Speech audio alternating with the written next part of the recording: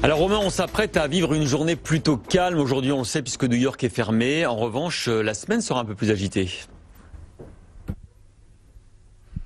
Oui, peut-être un peu plus agité. Pour l'instant, effectivement, les marchés américains seront fermés pour Luther King's Day aujourd'hui.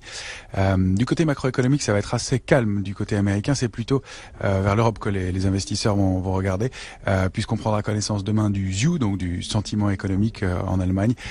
Toujours un indicateur important. Jeudi, ce sera la BCE, la Banque Centrale Européenne, qui se réunira et qui donnera peut-être des éléments nouveaux sur sa politique monétaire, même si on n'attend pas de grands changements dans l'immédiat. Et puis vendredi, ce seront les PMI en Europe, donc les directeurs d'achat pour l'Europe, qui sont toujours évidemment des indicateurs importants. Alors, ce qui pourrait animer les cotations, les marchés, cette semaine, sont aussi la poursuite de la publication des résultats des entreprises américaines pour le 4e trimestre, avec dès ce soir après clôture Amex, demain Netflix, qui sera évidemment suivi de très près, et IBM.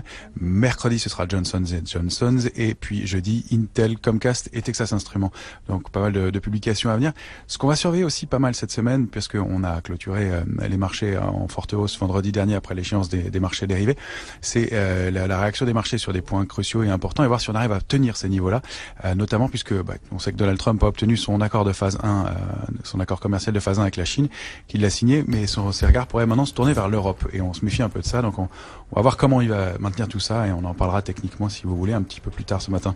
Avec plaisir, on vous retrouve dans une demi-heure, Romain, pour cette appréciation technique de l'évolution du marché parisien.